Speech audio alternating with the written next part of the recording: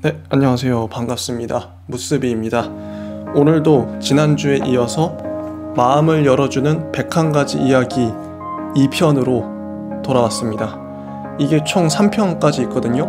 그래서 아마 다음 주까지 계속 이걸 할 것 같습니다. 잭 캔필트와 마크 빅터 한센이 지었고요. 류시화 시인님이 옮기셨습니다. 바로 한번 내용으로 들어가 보도록 할게요. 이 책 자체가 미국의 독자들의 사연을 받아가지고 1화집이에요. 1화집. 여러가지 짤막짤막한 그런 스토리들이 뭉쳐져 있는 책인 거죠. 9쪽부터 한번 해보도록 하겠습니다. 제가 좀 마음에 와닿았던 구절을 읽고 왜 그 구절이 마음에 와닿았는지 그런 좀 저의 느낌이나 생각들을 설명하는 방식으로 계속 진행할 것 같아요. 9쪽 1권을 내고 나서 배움이란 당신이 이미 알고 있는 것을 발견하는 일이다. 삶이란 당신이 알고 있는 그것을 증명하는 일이다. 그리고 가르침이란 당신과 마찬가지로 다른 사람들에게도 그들이 이미 알고 있는 것을 일깨우는 일이다. 우리 모두는 배우며 살며 가르치고 있다. 리차드 바크의 말인데요. 여기서 이제 중요한 건 이미 알고 있는 것을 발견하는 거, 그게 배움이라는 거죠. 이미 알고 있는 거. 하긴 저도 이런 걸 많이 느끼는 게 이미 이제 제가 책을 읽으면 읽을수록 이거 예전에 내가 초등학교 때 배웠던 건데, 내가 유치원 때 배웠던 건데, 아니면 어렸을 때 좀 생각했던 건데, 뭐 다 그런 거더라고요. 뭐 딱히 새로운 게 없죠. 근데 이미 알고 있는 것들을 다시 재해석하거나 되새김질하는 거, 그런 것들이 배움인 것 같아요. 근데 그래서 뭘 안다는 것 자체가 그래서 예전에 부처님도 그런 말씀을 하셨는지 몰라도 알아도 제대로 알아야 되는 거죠. 근데 깨달음이란 그런 것 같아요. 깨달음이란 그런 것 같아요. 우리가 흔히 말하는 사랑, 뭐 정의, 평화 얘기는 누구나 하는데 진짜 사랑이 뭔지, 진짜 평화가 뭔지, 진짜 정의가 뭔지는 우리가 잘 모르잖아요. 머리로 아는 게 아니라 실제 인생에서, 삶에서 실천하는 거, 몸으로 행동하는 것만이 알고 있는 거잖아요. 그런 맥락에서 보면 이미 알고 있는 걸 발견하는 거, 그게 배움이고, 당신이 알고 있는 그것을 증명하는 게 삶이래요. 그래서 삶이 중요하죠. 당신과 마찬가지로 다른 사람들에게도 그들이 알고 있는 것을 일깨우는 일이다. 그게 가르침이다. 다 배움과 삶과 가르침이 다 연결돼 있죠. 그 키워드는 이미 알고 있는 거를 발견하는 거. 그래서 이야기에서 우리가 이미 알고 있는 가치들을 재발견할 수 있다. 요런 뉘앙스겠죠? 이 책은 감동적인 내용만을 골라서 최소한 5번 이상씩 고쳐 쓴 것들이래요. 남의 이야기를 잘 모아가지고 책을 잘 만들어서 수천만 부, 수억 부를 팔아내신 대단한 세일즈 역량을 갖고 계신 저자들입니다. 요런 책 괜찮다. 베스트셀러로 딱 좋다. 그런 생각이 들고요. 한번 본격적으로 내용을 한번 들어가 볼게요. 1화집이니까 12쪽의 발자국이라는, 요거는 어떤 내용이냐면, 하나님을 믿는 사람이 이제 하나님과 동행을 했대요. 바닷가? 모래 위를 걸었대요. 모래 위. 인생을 살아가는 걸 모래 위의 발자국에 비유한 거죠. 내 인생을 쫙 돌아보니까, 죽고 나서 돌아보니까, 꿈에서 돌아보니까 해변가에 발자국이 찍혀 있는데 하나님과 걷고 있는 발자국인 거죠. 근데 어느 순간에는 발자국이 하나만 있더라. 근데 그 발자국이 하나만 있던 게 내가 가장 힘들었을 시기에, 가장 절망적이고 슬픈 시기에는 발자국이 하나만 있더라. 하나님한테 물은 거죠. 도대체 그때 하나님은 어디 계셨습니까? 왜 나를 버려두고 어딘가로 도망가셨습니까? 사라지셨습니까? 이렇게 묻자 하나님이 대답하죠. 그럴 때마다 내가 그대를 두 팔에 안고 걸어갔기 때문이다. 여러분 이때 감동하셔야 됩니다. 우셔야 됩니다, 여러분. 이런 책이에요. 이런 책이고, 그때마다 내가 힘들 때마다 신이 나를 안고 걸었기 때문에 발자국이 하나만 있었다. 이거를 저는 이제 책에서 보기 전에도 교회에서 목사님 설교할 때 이거 들었던 것 같기도 하고, 특히 목사님들이, 강연하시는 분들이 이 책을 그렇게 좋아하시고 그렇게 활용을 많이 하셨던 것 같아요. 목사님은 꼭 이제 예시를 들어야 되니까 이런 게 중요한 거죠. 하여튼 감동적인 이야기입니다. 하나님이 내가 힘들 때마다 안고 걸으셨구나. 너무 너무 감동적이죠? 그 다음 이제 이야기 14쪽. 애들이 야구하고 있었대요. 야구하고 있는데 14대 0으로 지고 있는 거죠. 물었죠. 야, 너 지고 있는데도 왜 웃고 있냐? 그러니까 애가 답하죠. 왜 우리가 절망적이어야 하죠? 우리는 아직 한 번도 공격하지 않았는데요. 공격을 한 번도 안 했는데 14대 0으로 지고 있었으니까 공격하면 몇 대 몇이 될지 모르겠죠. 야구는 또 9회까지 있으니까. 이런 이야기입니다. 이거 인생에 빗대서 얘기할 수도 있겠죠. 당하고만 사는 사람이, 수동적으로 사는 사람이 이제 좀 공격적으로 자기도 뭔가 이제 해보려고 하는 사람이 있겠죠. 그런 사람들한테도 이런 이야기가 큰 힘이 되겠다. 그러니까 이 책 자체가 좀 절망에 빠진 사람들, 뭔가 삶의 낙담을 가진, 저 체념에 빠진 우울이나 뭐 그런 사람들에게 도움이 될 것 같아요. 뭔가 힘을 내게 해주는 이야기들. 도전해봐. 넌 할 수 있어. 아직 한 번도 공격 안 했잖아. 뭐 이런 거죠. 위로와 힐링이 되는, 힐링과 치유가 되는 이야기들이 수두룩합니다.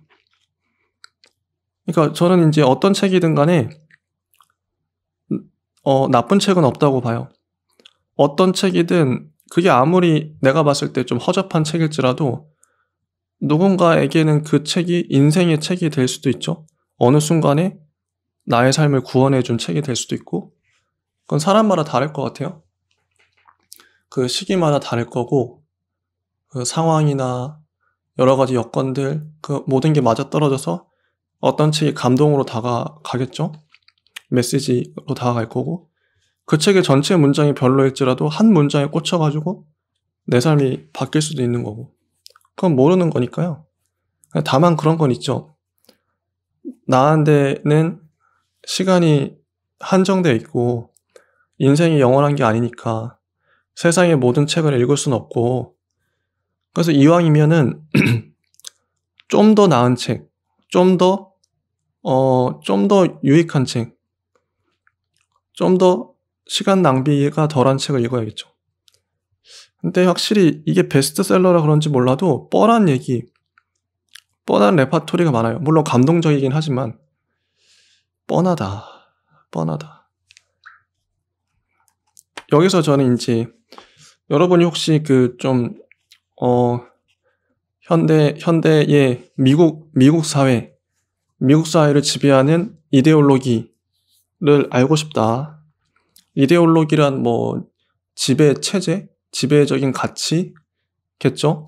미국인들을 지배하는 어떤 사상이나 정서, 이런 게 이데올로기라 할 수 있을 텐데 미국적 이데올로기를 느껴보고 싶다, 내가 맛보고 싶다 하시면 마음을 열어주는 101가지 이야기 읽어보시면 됩니다.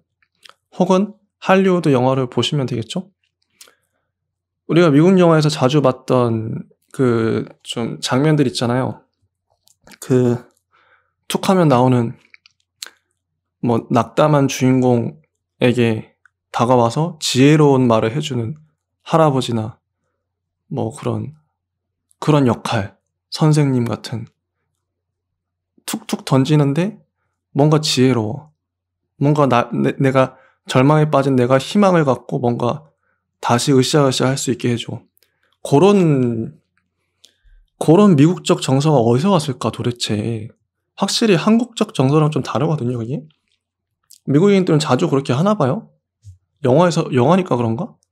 어쨌든 그 영화, 헐리우드 영화에서 익히 내가 맛보았던 그 맛을 이 마음을 열어주는 101가지 이야기에서 다시 맛보게 될 줄이야. 재밌더라고요. 그 미국적 정서가 이런 책, 물론 이 책 한 권만이 아니겠습니다만 수많은 자기계발서와 수많은 영화들이 미국인들을 그런 정서로 만들었겠죠. 근데 미국을 분석한다는 건 미국적 정서는 곧 세계적 정서, 한국적 정서랑도 맞닿아 있을 수밖에 없죠. 왜냐하면 우리나라는 이미 미국의 문화적 식민지나 다름없으니까요. 미국화 됐죠. 세계화는 곧 미국화니까. 맥도날드나 뭐 스타벅스가 전 세계로 다 퍼졌고 미국식 생활 양식을 우리는 선망하며 받아들였죠. 그래서 미국식 이런 이야기들, 교훈을 주는 뭔가 감동적인 스토리에 우리는 젖어들 수밖에 없었다. 이게 왜 세계적 베스트셀러가 됐을까요? 미국에서 나왔어 그래요. 이 이야기가 만약에 한국에서 나왔다? 한국의 어떤 사람들의 사연을 모아서 이런 책을 만들었다?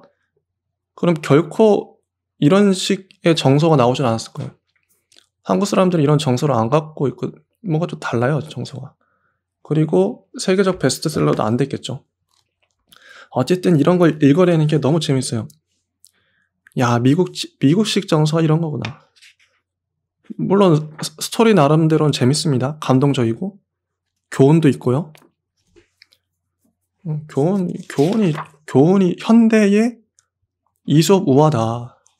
이솝이 만약에 이 시대에 태어나서 책을 쓴다면 이런 식으로 쓰지 않을까? 그런 생각도 듭니다. 좋은 책이에요. 좋은 책이에요. 이데올로기를 분석하는데도 좋은 책입니다. 그리고 이런 이야기도 있어요. 15쪽에 춤추는 사람. 이 얘기는 뭐냐면 고속도로 요금 징수원 있잖아요. 톨게이트 그 부스 안에서 돈을 거슬러 주시는 분인데 한 분이 춤을 추고 있었대요. 궁금해서 물으니까 그분은 자기 꿈이 댄스 강사가 되는 건데 매일 이렇게 와서 연습을 한다. 그런데 나머지 다른 징수원들은 거의 관 속에 갇혀 있는 것처럼 죽은 자처럼 일한다. 두뇌는 죽은 자처럼 정지해버리고 오직 돈 세는 일만 매달려 있지. 오직 그 일에 필요한 동작만 하면서 말이오. 그래서 다른 사람은 그렇게 일하지만 자기는 꿈을 갖고 춤을 춘다. 여기 책에 이런 게 나와요. 정확히 똑같은 상황에서도 16명은 죽어 있는데 17번째 사람은 살아있는 길을 발견한다. 당신과 내가 사흘도 지겨워서 못 견딜 그런 좁은 공간 안에서 이 사람은 파티를 열고 있는 것이다. 하루 종일 춤추고 있는 거죠. 노래 들으면서. 그가 말했다. 다른 사람들이 내 직업을 따분하게 평가하는 걸 난 이해할 수 없소. 난 혼자만 쓸 수 있는 사무실을 갖고 있는 셈이고 또한 사방이 유리로 되어 있소. 그곳에선 금문교와 샌프란시스코 그리고 버클리의 아름다운 산들을 다 구경할 수 있어. 미국 서부의 휴가객 절반이 그곳을 구경하러 해마다 몰려오지 않소. 그러니 난 얼마나 행운이오. 날마다 어슬렁거리며 걸어와서는 월급까지 받으며 춤 연습을 하면 되거든요. 감동적이죠. 이런 식이라니까요. 관점을 바꾸니까 같은 공간에서 일을 하더라도 다른 사람은 다 이제 관 속에 죽은 것처럼 일하는데 이 사람은 혼자 살아 있었다. 저도 이제 편의점 생각이 나더라고요. 편의점에서 대부분의 알바생들은 죽은 것처럼 일하겠죠? 시간 때우기죠? 어떻게 하면 이 시간을 빨리 때울까? 나의 시간을 바쳐서 돈을 버는 거죠. 근데 어떤 알바생은 그 시간을 최대한 활용하겠죠. 자신의 꿈을 위해서. 저는 이제 보통 편의점 알바를 한 아침 8시부터 오후 한 서너 시까지 하는데요. 그 시간에 뭘 하냐?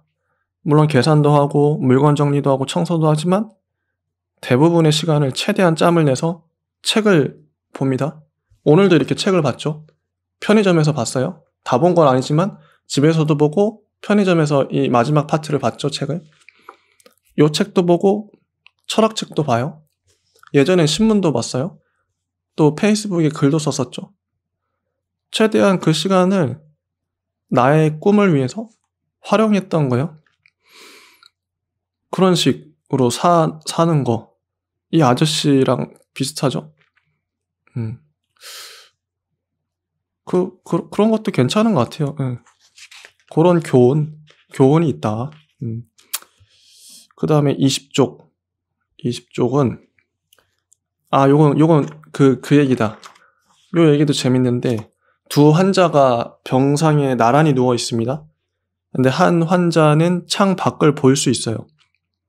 창 밖을 보면서 다른 환자에게 창 밖의 풍경에 대해서, 지나다니는 사람에 대해서 자세하게 설명을 해줘요.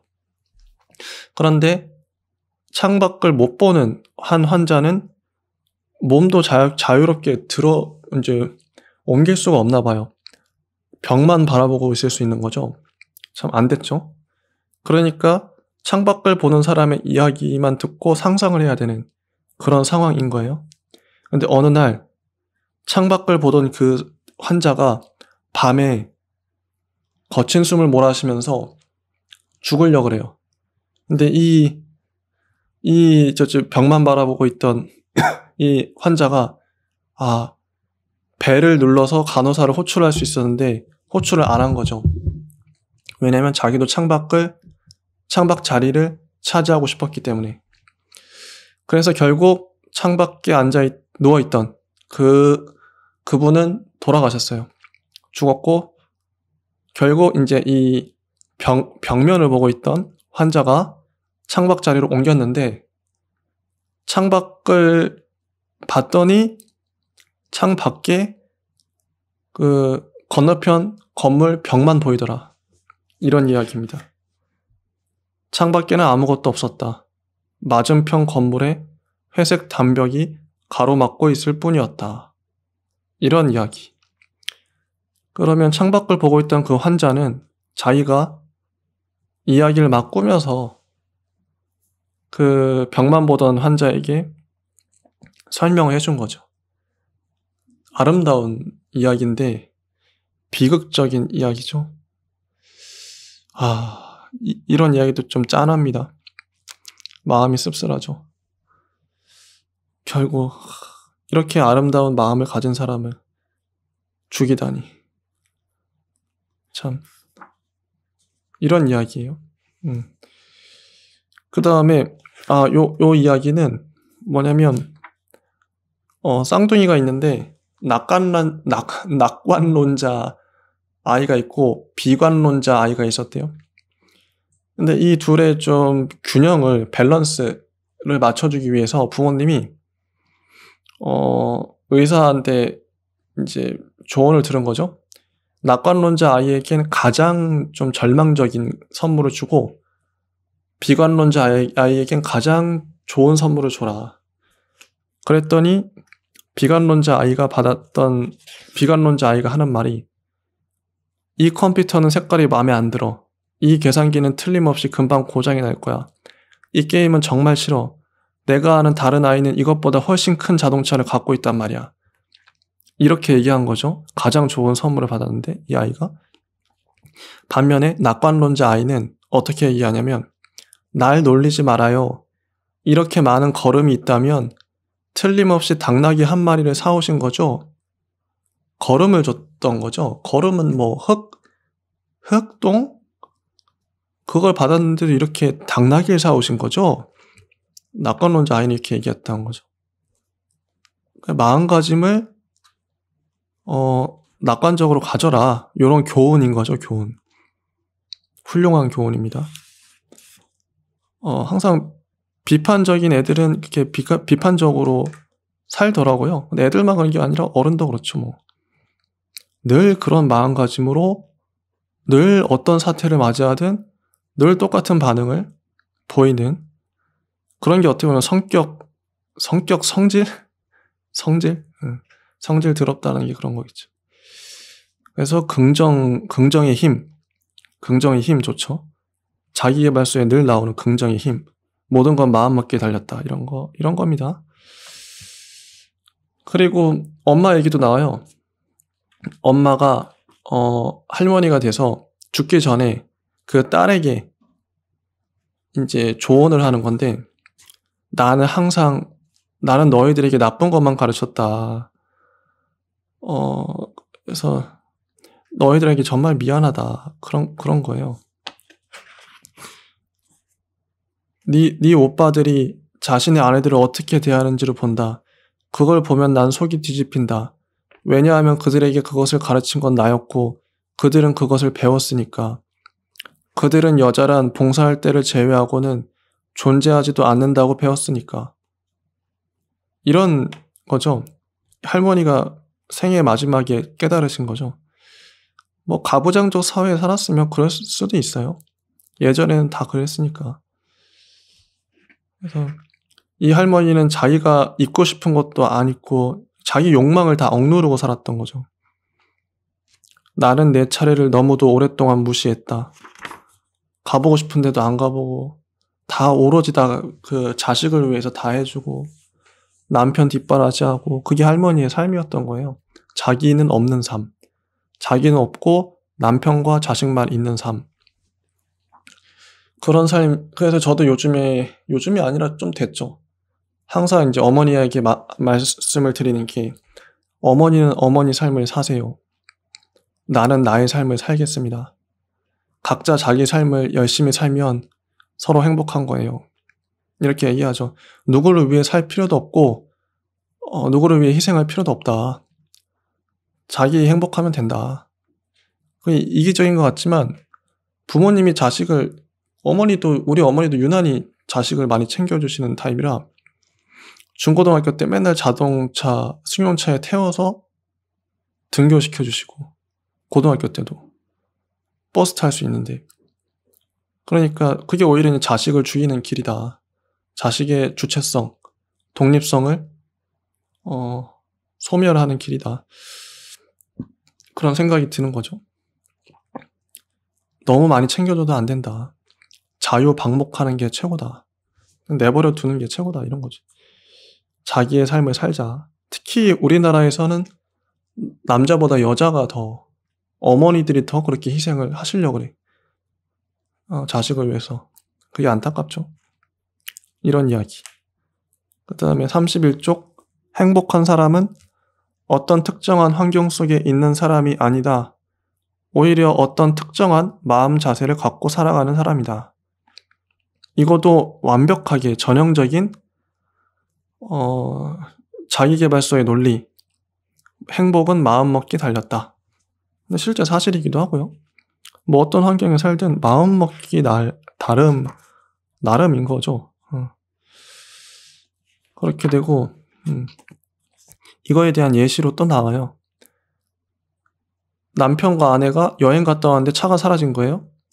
남편이 아내에게 얘기를 하죠. 여보, 우리는 차를 잃어버리고 화가 날 수도 있고 아니면 차를 잃어버리고 행복할 수도 있어. 어느 쪽이든 우리가 차를 잃어버린 건 분명하오. 우리가 어떤 기분과 마음을 갖느냐는 전적으로 우리의 선택에 달려있다고 난 믿어요. 그리고 지금 나는 차를 잃어버리고 행복한 쪽을 선택하고 싶소.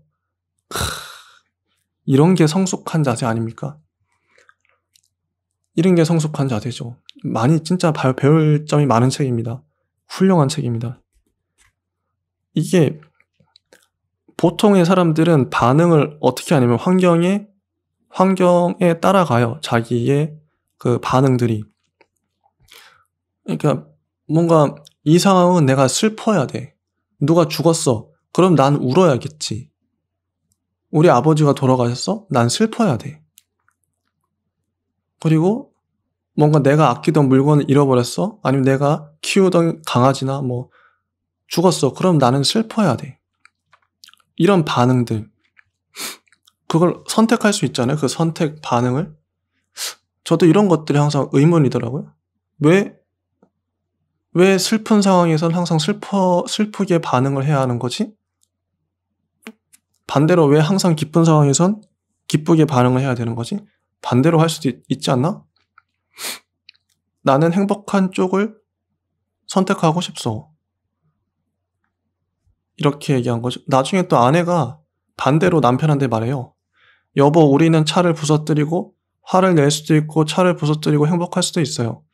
어느 쪽을 선택하든 차가 부서진 건 기정사실이에요. 그러니 우리 차가 부서지고 행복한 쪽을 선택합시다. 그러니까 요 뉘앙스를 잘 곱씹어 볼 필요는 있는 것 같아요. 그러니까 상황에 휩쓸리지 말자, 종속되지 말자. 나의 감정과 나의 생각들을 주체적으로 다스리자. 이런 거죠. 감정은 내가 선택할 수 있다. 그때 상황이 어떨지라도, 아버지가 돌아가실지라도 난 기쁠 수 있어. 다른 이유로. 아무렇지도 않을 수 있어. 그거야 뭐 선택하기 나름이니까요.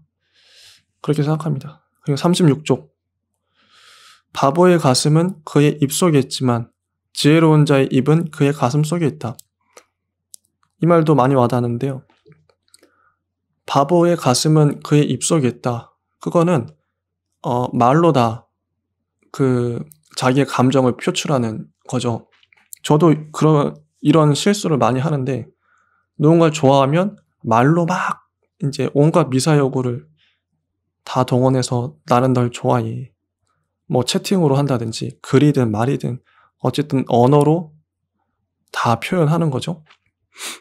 그런데 지혜로운 자의 입은 그의 가슴 속에 있다. 오히려 그 마음을 입으로 표출하지 않고 이 가슴에 머금는 거죠. 머금는 거. 이런 겁니다. 뭐 요런 스토리. 그 다음에 이야기는 돌 이야기 나오네요. 40쪽.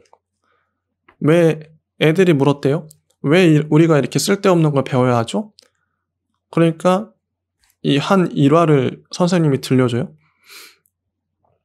어떤 일화냐면 유목민들이 한날 쉬고 있는데 하늘에서 신의 음성이 들려와서 돌을 가방에 다 가능한 많이 모아라.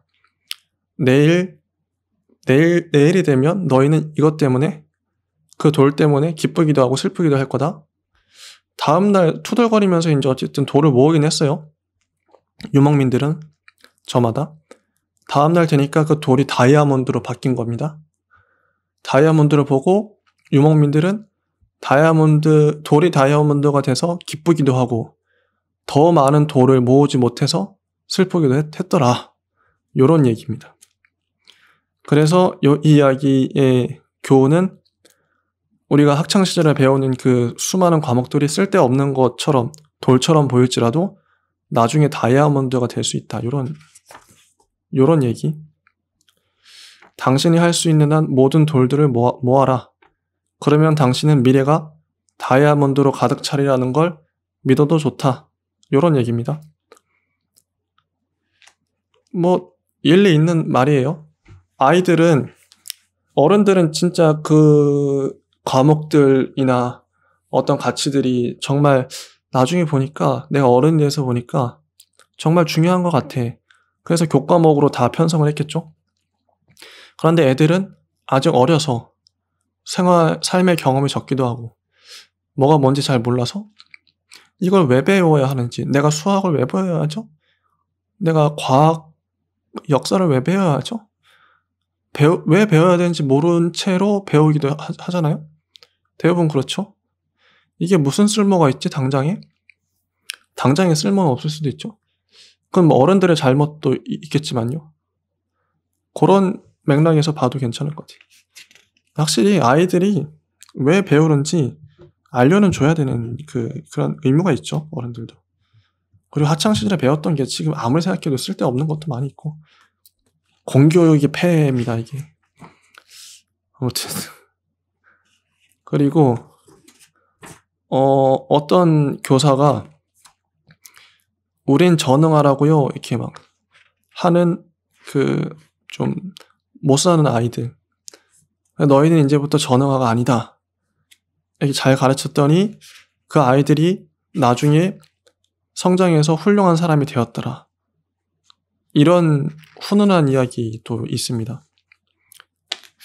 그리고 어떤 아이가, 짐이란 아이가 웅변을 했는데 중간중간 까먹었어요. 까먹으니까 그 보이스카우트 단장이 그 아이한테 그 다음 웅변에 대해서 알려준 거죠. 몇 번이나 이렇게 실수를 했어요.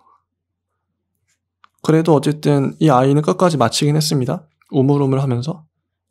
근데 짐이라는 아이는 자기가 완벽하게 실패했다는 걸 알고 크게 주눅들었죠.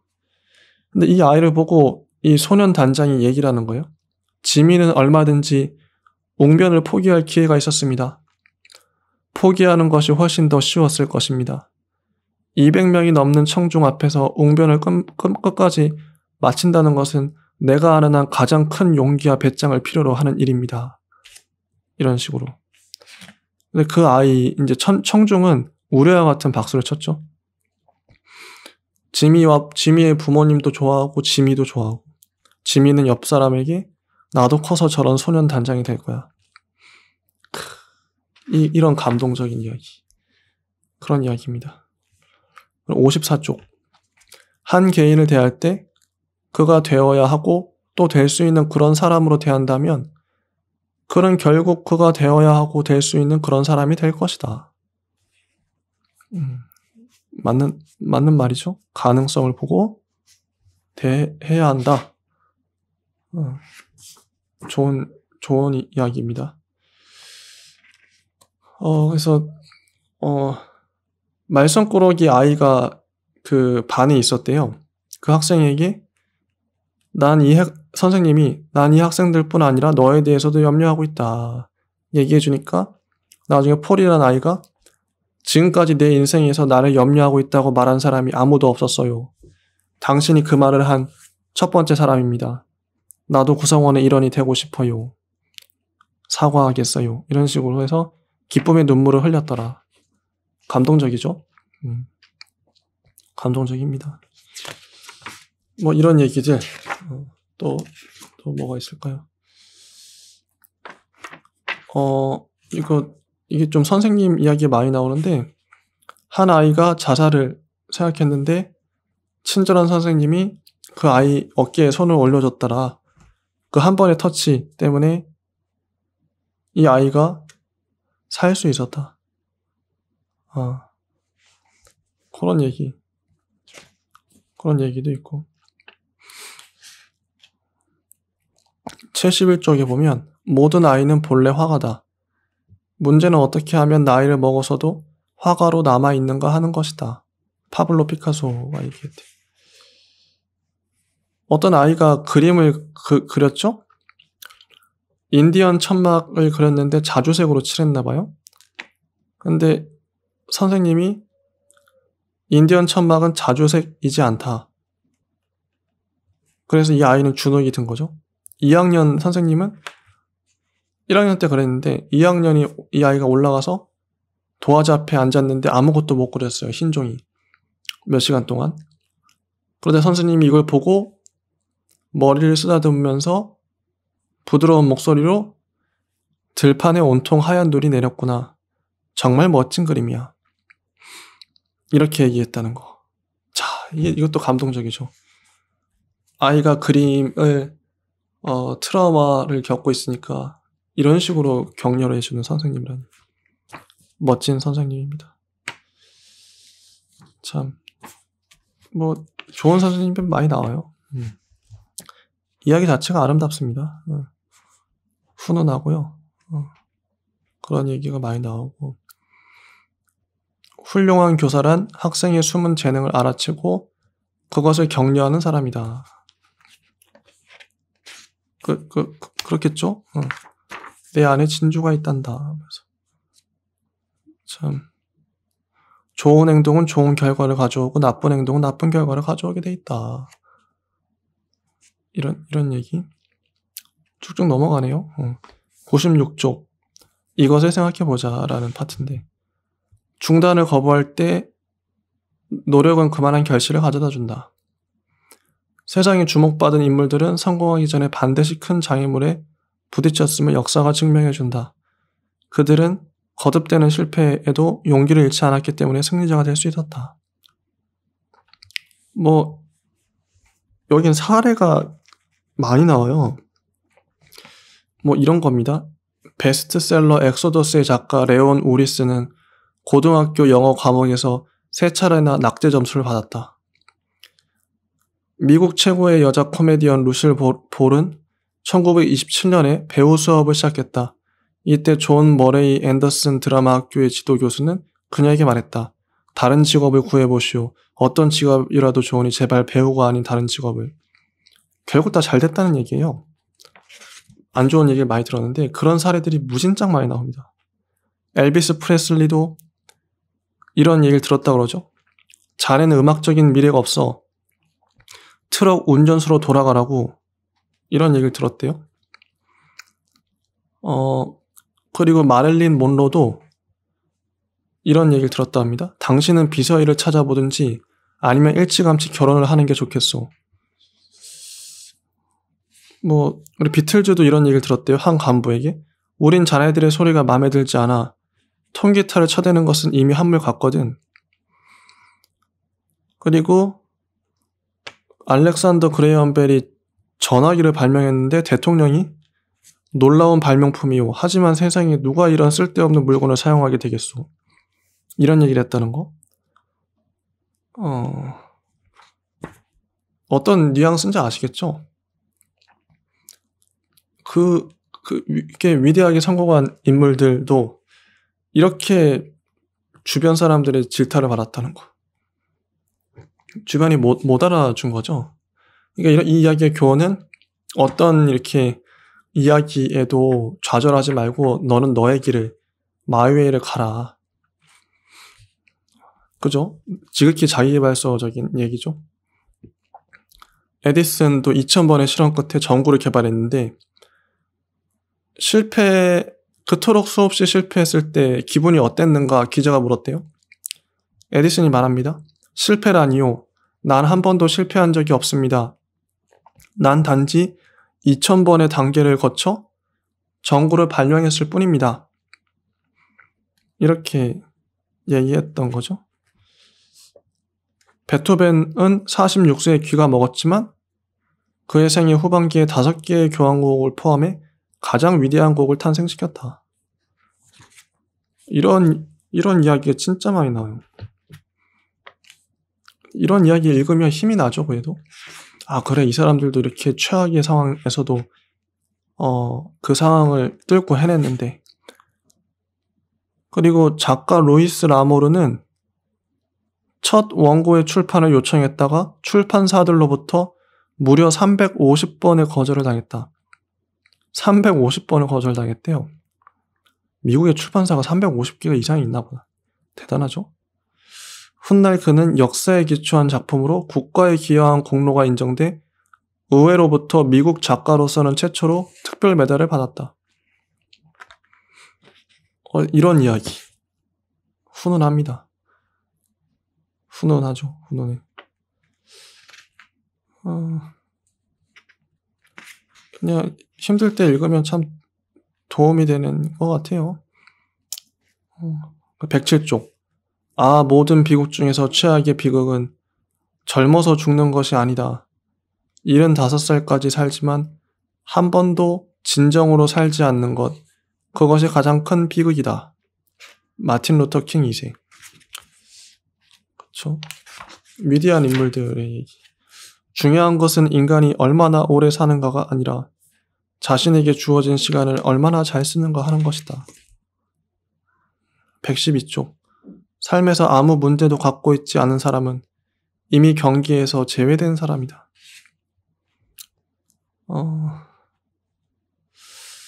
왜 당신은 자신을 불행하게 느끼는 쪽을 선택하는가? 긍정의 힘, 이런 거지.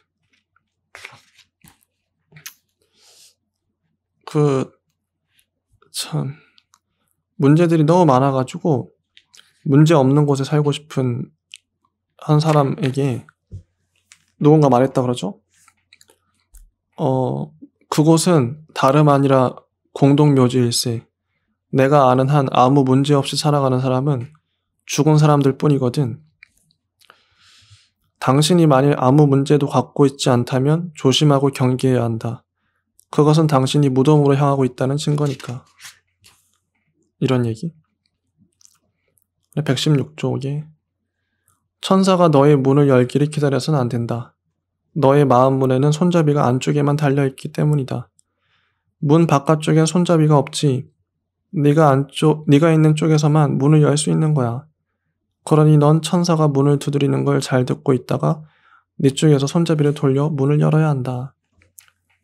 천사는 결코 인사를 하지 않아. 네가 나가서 그 메시지를 받아야 하지. 그런 다음 천사는 내게 일어나 앞으로 나아가라 하고 말할 것이다. 그리고는 하늘로 날아가 버리지. 그것을 행동으로 옮기는 건 네 책임이다. 그래서 천사의 말을 듣고 했다. 딸이 사고를 당해서 팔이 장애가 생겼는데 딸에게 어떻게든 그 한 손으로 칠 수 있는 타자기를 구해주고 가르쳤다는 거예요. 그래서 그 딸이 작가가 됐다. 전 세계적인 작가가 됐다. 장애를 이겨내고. 이런 위대한 이야기입니다. 128쪽. 쉽고 편안한 환경에선 강한 인간이 만들어지지 않는다. 시련과 고통의 경험을 통해서만 강한 영혼이 탄생하고 통찰력이 생기고 일에 대한 영감이 떠오르며 마침내 성공할 수 있다. 헬렌 켈러. 그렇겠죠? 쉽고 편안한 환경에서는 게으른 사람, 연약한 영혼만이 만들어지겠죠? 강한 영혼은 시련과 고통을 경험할 때에만 강하게 단련되겠죠? 그건 맞는 말 같아요. 인간이 얼마나 영악해서 쉽고 편할수록 그래서 열악한 환경을 오히려 자기가 추구해야 된다는 거. 항상 긴장의 끈을 놓지 말아야 한다는 거. 이런 거겠죠. 그 다음에 뭐 이런 이야기들. 또 여기 나와 있는 스토리들에 좀 비슷비슷한 게 피치 못할 갑자기 이제 장애를 얻고 그 장애를 자기의 의지로 극복한 사람들. 그래서 장애를 극복하고 뭐 미 대륙을 횡단했다든지 뭐 해안가를 다 일주했다든지 뭐 산을 다 올라갔다든지 50개 주에 다 올라갔다든지 이런 얘기입니다. 삶에서 직면하는 어떤 도전이든 극복할 수 있다. 자기를 믿어라. 이런 얘기죠. 148쪽. 사람은 재능만으로는 성공할 수 없다. 성공하지 못한 사람들이 공통적으로 갖고 있는 것 중 하나가 바로 재능이다. 천재성만으로도 안 된다. 천재이면서도 평범한 삶을 사는 사람이 어디에나 있다. 끈기 있는 노력과 강한 의지력만이 전능한 힘을 갖고 있다. 켈빈 콜리치. 149쪽. 인간의 무의식과 신경 조직은 자신이 아주 생생하게 상상하는 것과 실제 현실 사이의 차이를 구별하지 못한다. 이 마인드 트레이닝인 거죠. 우리가 어떤 것을 아주 구체적이고 생생하게 상상하고 있으면 우리의 몸과 마음은 그 상상 속의 것을 현실이라고 믿는다. 저도 이거 마인드 트레이닝 되게 중요한 것 같아요. 예전에 그 간절히 바라면 우주가 돕는다고 시크릿이라는 책 한때 베스트셀러로 유명했었죠. 그 내용도 이거잖아요. 내가 만약에 부자가 되고 싶어. 100억을 벌겠어. 100억. 100억이 있으면 부자 같아. 그럼 100억을 날마다 생각하는 거죠. 하루 종일 생각하고 날마다 100억을 생각하면서 사는 거지. 그러다 보면 언젠가 100억을 벌게 된다. 이런 내용. 간절히 원하면 우주가 돕는다. 우주의 모든 사람들과 그 기운과 환경들이 내가 100억을 벌 수 있도록 도와준다. 이런 교훈적인 내용입니다. 말이 되죠?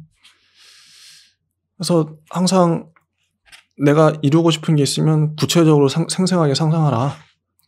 내가 만약에 예쁜 여자친구를 갖고 싶으면 구체적으로 나는 예쁜 여자친구를 갖고 싶어. 이렇게 상상하는 거죠. 이런 겁니다. 이런 겁니다. 근데 여기 나오는 이야기들이 낯선 게 아니라 이미 이제 좀 통념이 돼버린, 그러니까 상식처럼 돼버린 그런 통념이죠, 통념. 상식이 되어버린 이야기들이 많아요. 이미 한 90년대 베스트셀러가 됐고, 많은 이들의 그 공감, 뇌리에 박혀서 그런지 몰라도 너무 많이 화제되는 이야기들. 그러니까 이야기의 디테일이 중요하다기보다는 이야기의 정서, 감정, 가치들이 사회에 이미 너무 많이 퍼져서 이게 그런 게 이제 이데올로기죠.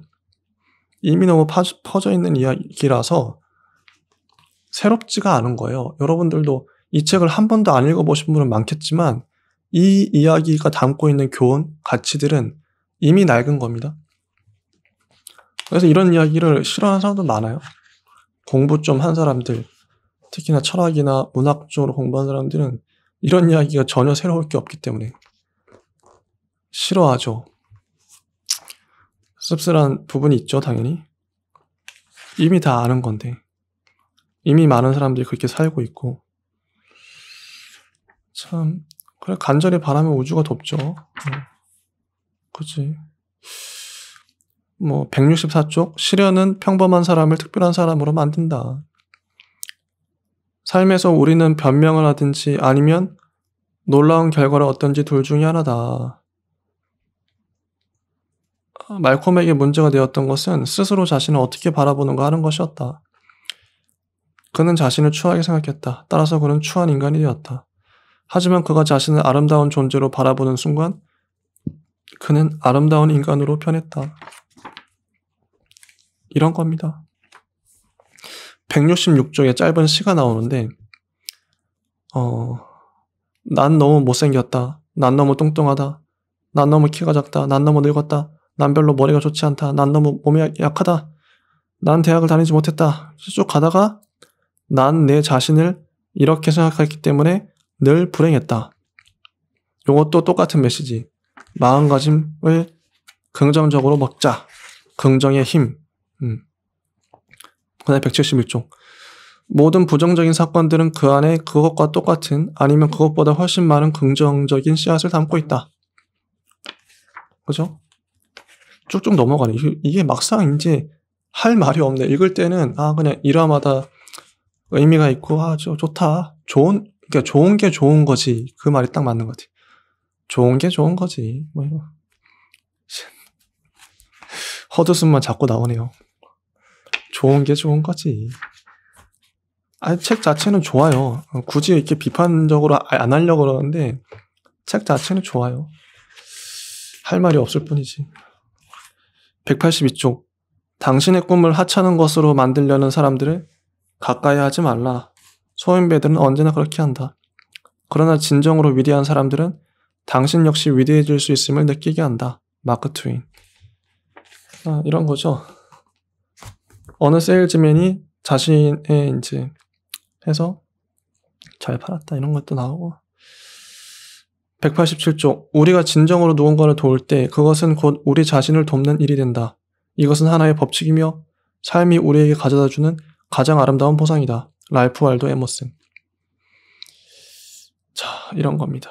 그리고 베트남전에 포로로 잡혔던 이 네스메 소령은 7년간 포로로 잡혔는데 150cm 길이가 150cm, 폭이 120cm, 높이가 50cm의 세 장에 갇혔대요.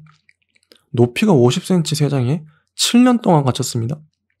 그 좁은 공간에 서지도 못하는, 얼마나 몸이 처참하게 무너졌겠어요? 그런데 7년 동안 골프를 중단했던 사람이 7년 만에 골프를 쳤는데 90타 치던 사람이 74타를 때렸대요. 골프는 타수가 적을수록 더 좋은 거죠. 어떻게 이런 일이 가능한가? 20타나 줄여버린 거죠. 이 네스메 소령은 자기가 이러다가 정신병자가 되거나 목숨을 잃을지도 모르니까 상상을 통해서 시각화를 하자, 마인드 트레이닝을 하자 그래서 골프 치는 연습을 하루 4시간씩 18홀 전체 풀코스로 상상 속에서 골프를 쳤던 거죠. 모든 상황을 아주 세부적인 것까지 다 그렸다고 합니다. 마음속에. 골프 복장과 골프장에 늘어선 나무와 새로 깎은 잔디, 냄새까지, 날씨까지도 다, 그 다음에 새들, 다람쥐, 코스 지형까지 다 상상해서 골프를 쳤대요. 상상으로. 그러니까 일주일에 7일을 매일 4시간씩 18홀을 돌았다. 그렇게 7년 동안. 그랬더니 골프를 7년 동안 안 친 사람이, 그 쇠장송에 갇혀있던 사람이 7년 만에 20타가 향상된 74타를 쳐냈더라. 이 마인드 트레이닝의 위대함. 여기도 교훈이 있죠. 아주 대단한, 이 책은 위대한 책입니다, 여러분. 위대한 책이에요. 위대한 메시지를 담고 있어요. 나도 마인드 트레이닝을 해야겠다. 내가 뭔가 이루고 싶다면, 특히나 이제 이거는 운동선수들한테 많이 좀 접목할 수 있을 것 같아요. 운동선수들은 마인드 트레이닝을 많이 한다 그러죠. 내가 축구선수면 골을 넣는 장면을 자꾸 상상을 한다든지, 아니면 체조선수면 완벽한 동작으로 착지하는 그런 마인드 트레이닝을 한다든지. 그럼 실제 몸이 그렇게 된다는 거죠. 마음과 몸은 하나니까. 그렇다면 나도 항상 긍정적인 마음을 먹고 내가 이루고 싶은 그 상상을 자꾸 하는 거죠. 좋은 상상. 좋은 상상. 중요하죠. 그렇고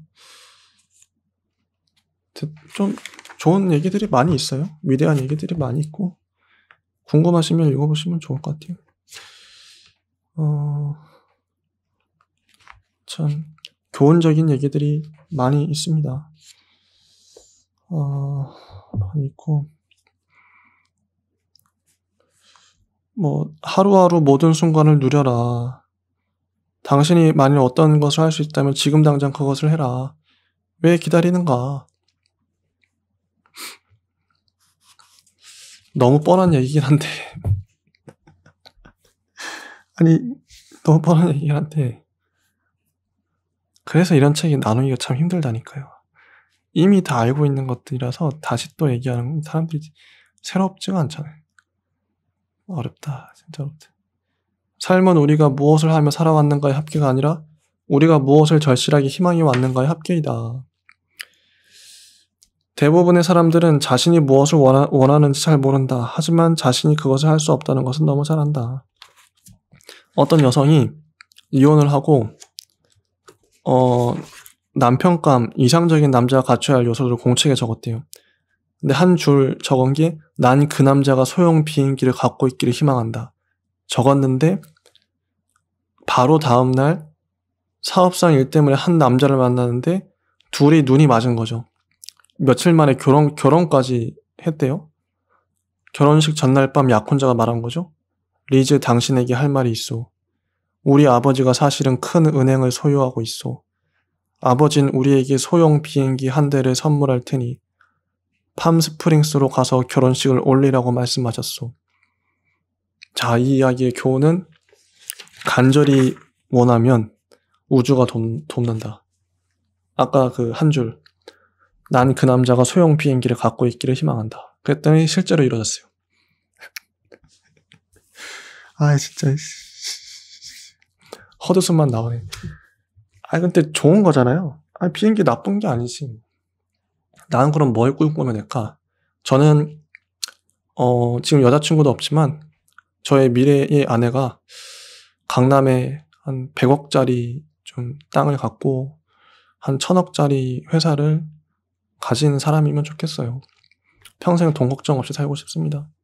이런 꿈을 꾸고 공책에 적어놓고 매일 기도하고 하면 온 우주가 돕겠죠?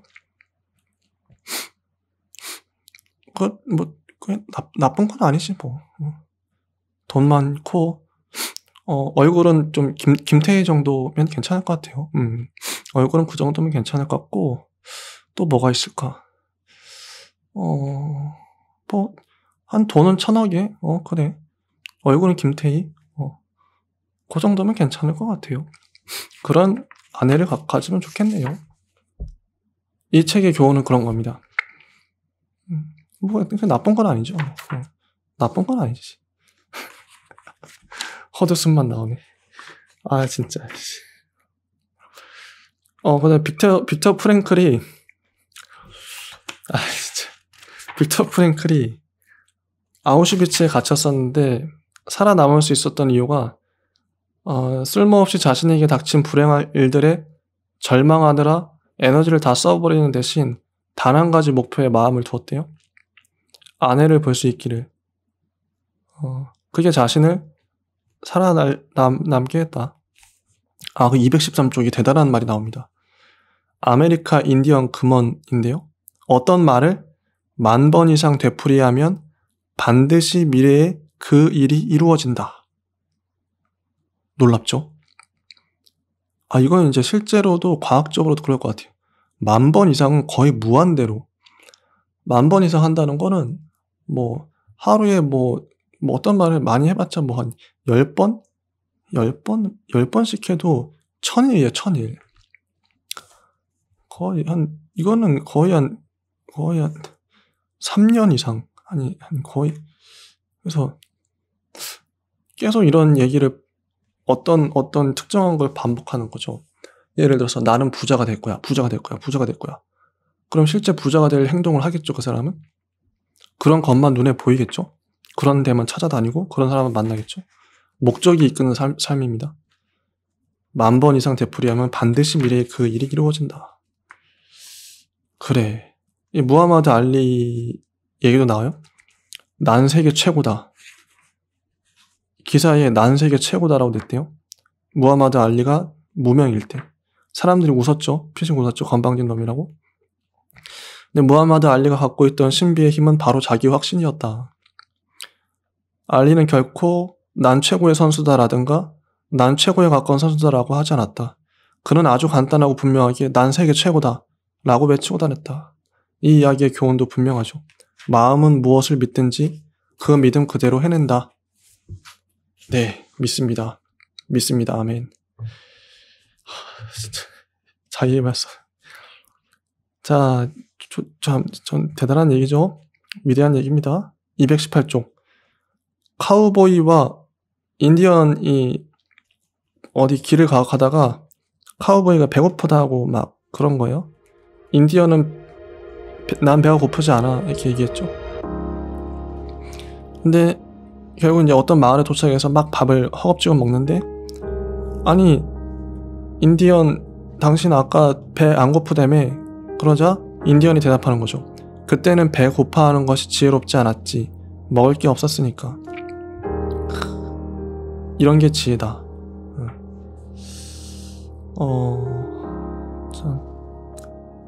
이런 게 지혜다. 그 다음에 225쪽. 할아버지가 죽기 전에 신을 찾았대요. 하나님이 어디 있는지 자기가 봐야겠다고. 신이 있다는 증거를 찾아야겠다고. 근데 리찌라는 꼬마 아이가 이 할아버지한테 말한 거죠. 엄마는 말씀하셨어요. 리찌야, 네가 만일 어떤 거창한 것을 찾으려고 한다면 넌 이미 눈을 감은 거나 마찬가지야. 왜냐하면 가장 단순한 것들을 보는 것이 하나님을 보는 것이고 모든 것들 속에서 생명을 보는 것이 곧 하나님을 보는 것이니까. 이런 겁니다. 이런 거죠. 참 대단한 이야기죠. 벌써 다 끝나버렸네. 책이 짧긴 해요. 220쪽 정도?